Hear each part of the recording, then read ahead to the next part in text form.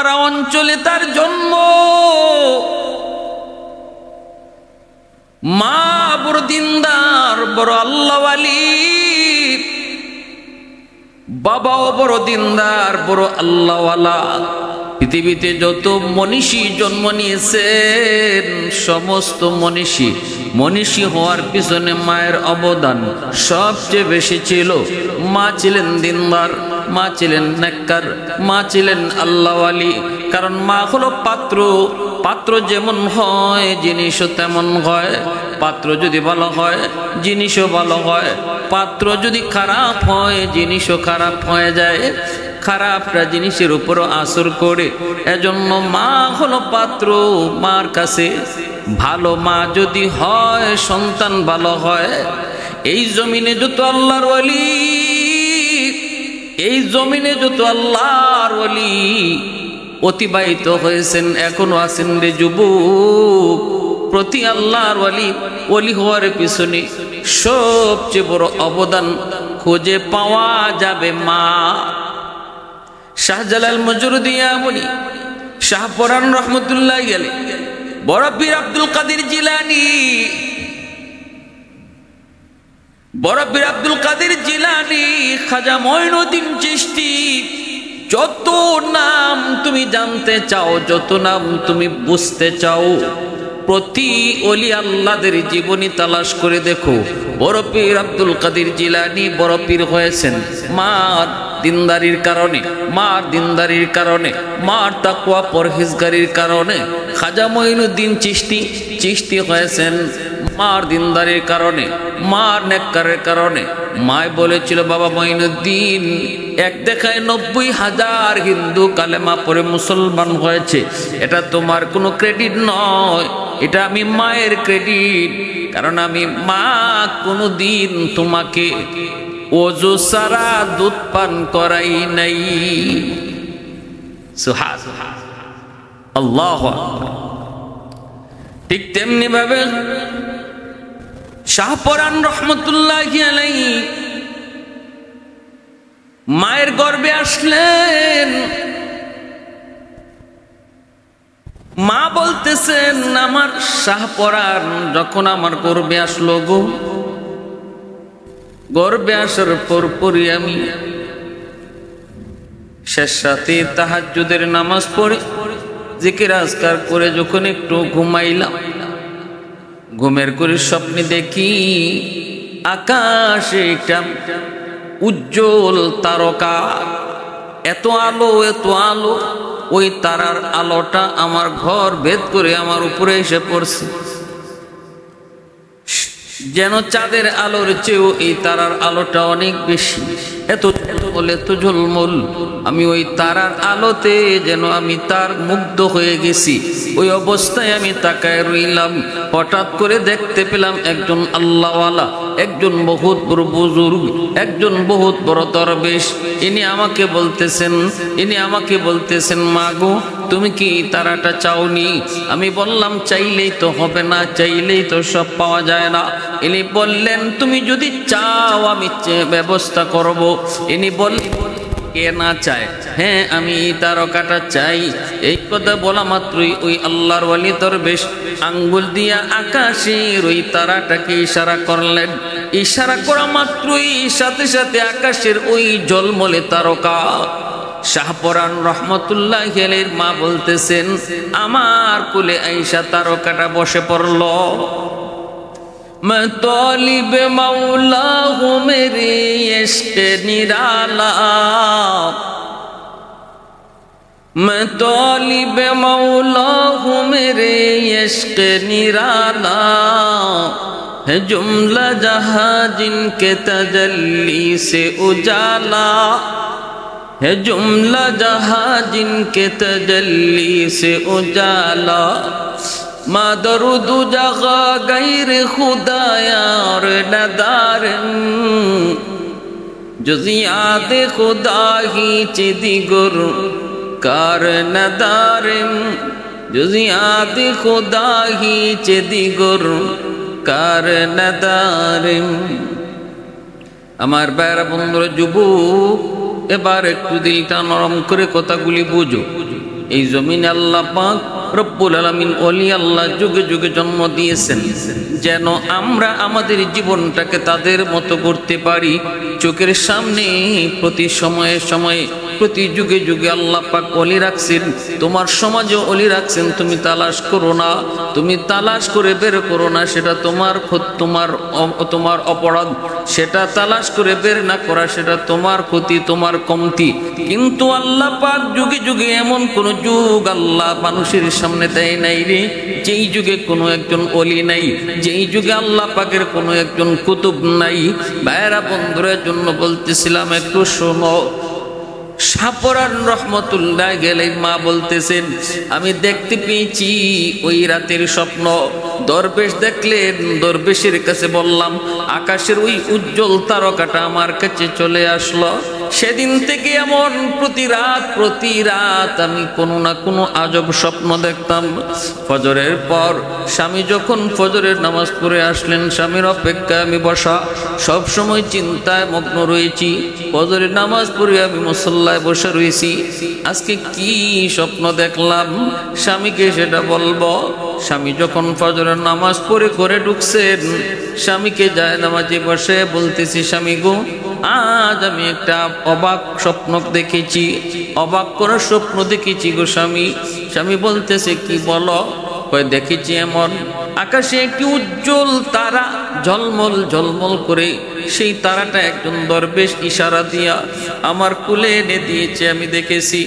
এই কথা বলতেই শাহপরান রহমতুল্লাহ গেলির বাবা বলতেছেন, বিবি গো, এমন একটা স্বপ্ন আজ রাত আমিও দেখেছি। স্বামী স্ত্রী দুজন একই স্বপ্ন দেখছে। কেমন মা কেমন বাবা? বাবা বলতেছে, বিবি গো, আমি নিজে এমন দেখেছি, মনে হয় আল্লাহ পাক তোমাকে আমাকে কোনো আমানত দিবেন গো।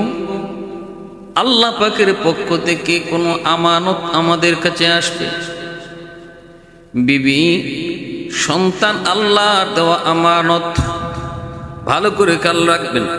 সন্তান আল্লাহর পক্ষ থেকে দেওয়া আমানত। আর আমানতের বস্তু নিজের মর্জি মতো ব্যয় করা যায় না।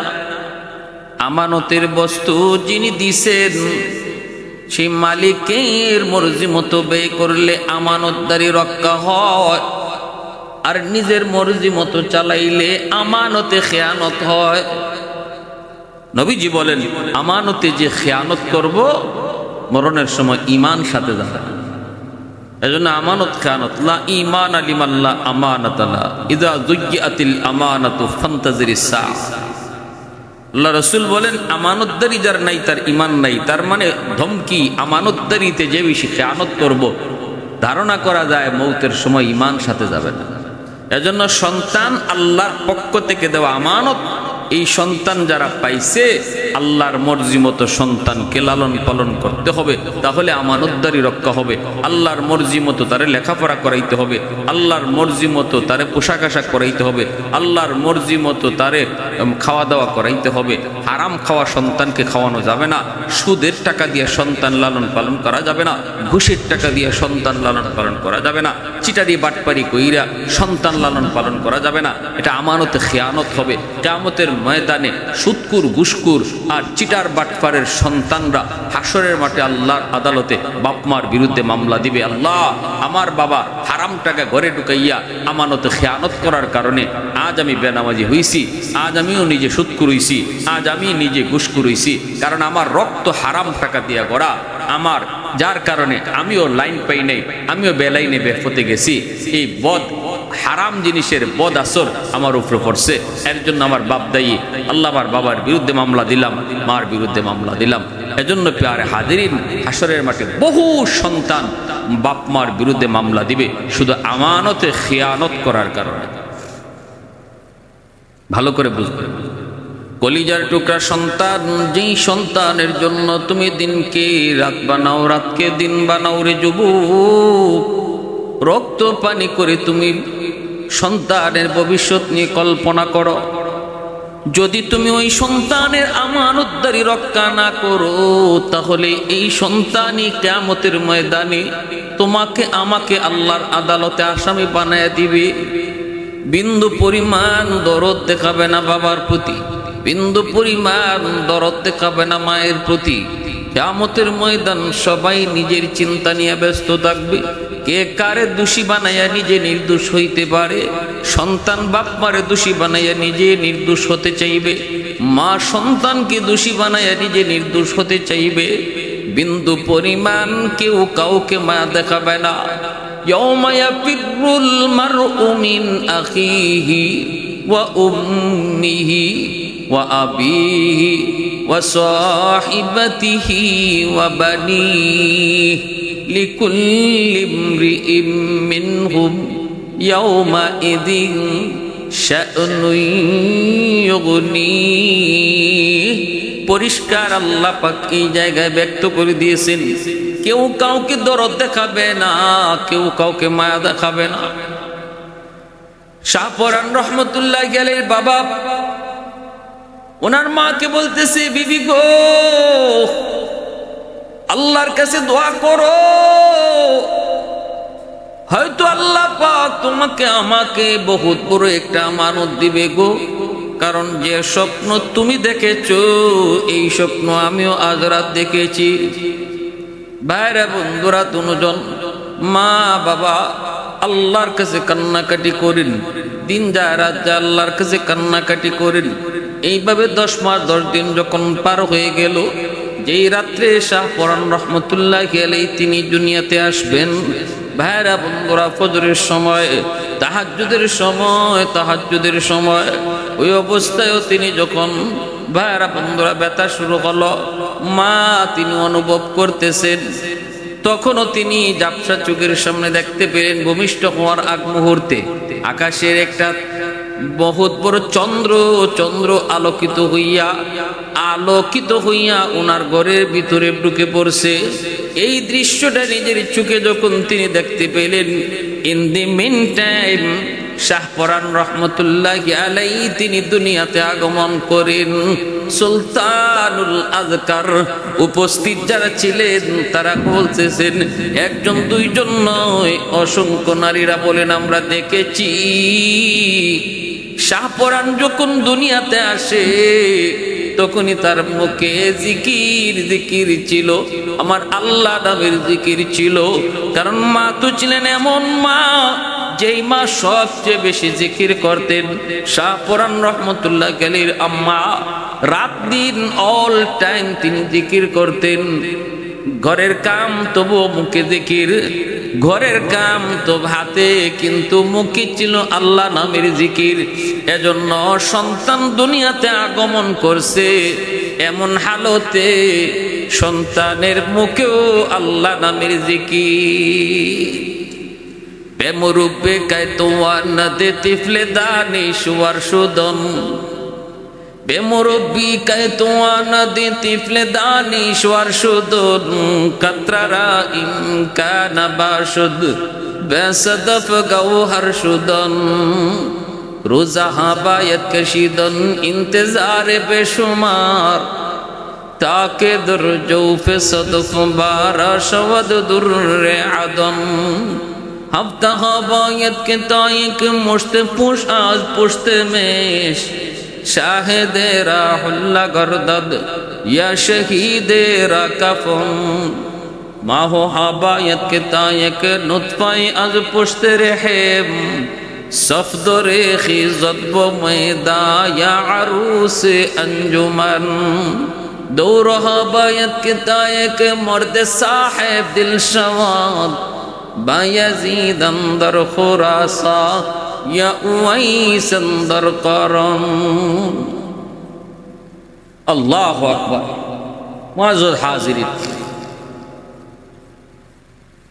শাহজালাল শাহপরান মামা ভাগনা, শাহজালাল রহমতুল্লাহি আলাইহি মামা, শাহপরান রহমতুল্লাহি আলাইহি ভাগনা।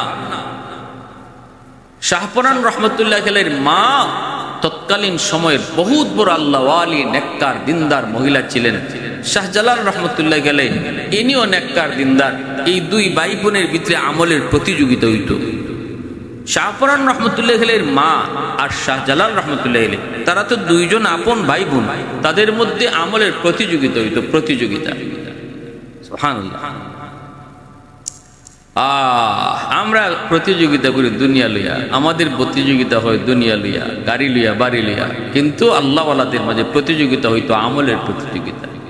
ভাই বোনের মধ্যে প্রতিযোগিতা হইছে কে কয় রাকাত বেশি নফল নামাজ পড়তে পারে, কে কয় পারা কোরআন তেলাওয়াত করতে পারে, সেই প্রতিযোগিতা হইছে তাদের ভাই বোনের মধ্যে। আর জগৎ বিখ্যাত আল্লাহর ওলি হয়ে গেছে, দুনিয়া তাদেরকে চিনে, দুনিয়া তাদেরকে সম্মান করে। আহা মুসলমান, আর আমাদের হালত কোথায়? বাইরে বন্ধুরা জন্য বলতেছিলাম,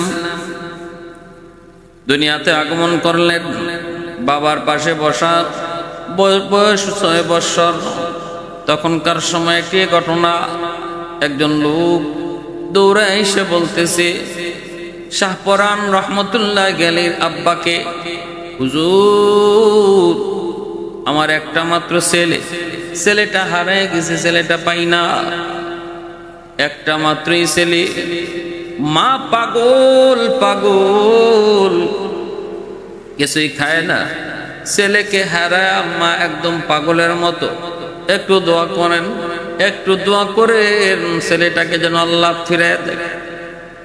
শাহপরান রহমতুল্লাহ আলাইহির বয়স তখন 5 থেকে 6 বৎসর, জীবনের ভিতরে এসেছে।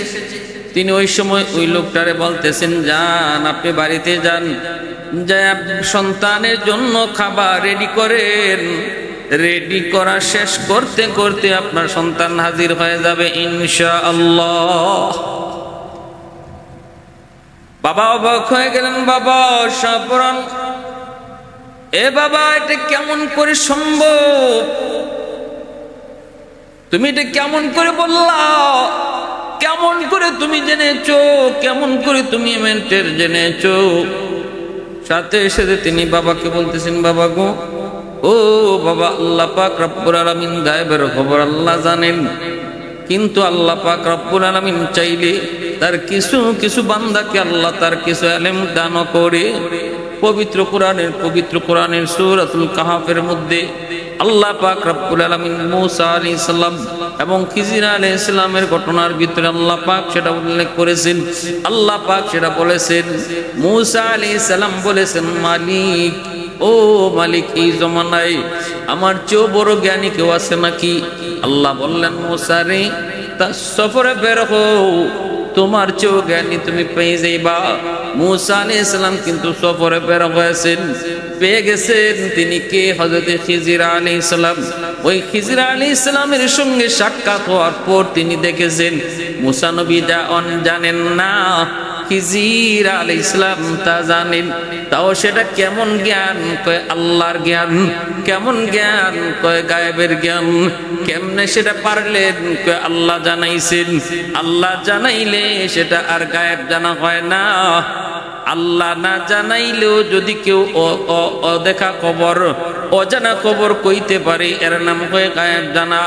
নিজের থেকে কেউ যদি অজানা অদেখা কথা, অজানা অদেখা খবর কইতে পারে, তারে কয়ে গায়েব জানা, তারে কয়ে গায়েব জানা। এর দ্বারা আল্লাহর সাথে শরীক হয়।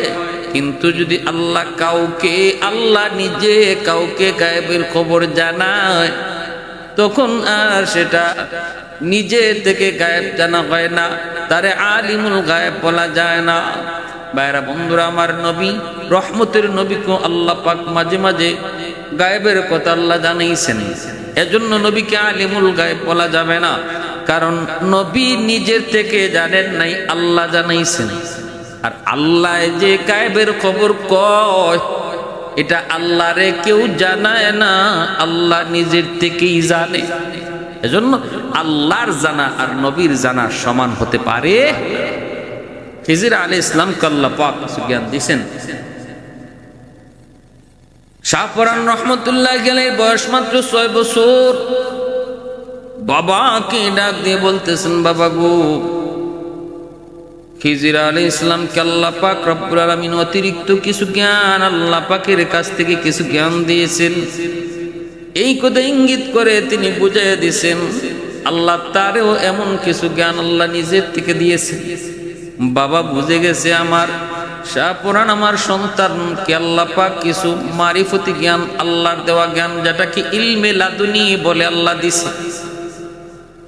6 বছর বয়সে এই দৃশ্যটা, এই অবস্থাটা বাবা টের পেয়েছেন সন্ধ্যার আগেই। ওই হারানো ছেলে বাবা মা যে খাবার সামনে প্রস্তুত রেখেছে, সন্ধ্যার আগে সেই খাবার খেয়েছে। ছেলে ফিরে এসেছে, প্রচার হয়ে গেছে। শাহপুরান রহমতুল্লাহ গেলেন ছোট কালী শিখুন। 10 বছর বয়সে বাবা জিহাদের ময়দানে গিয়ে শহীদ হয়ে গেলেন।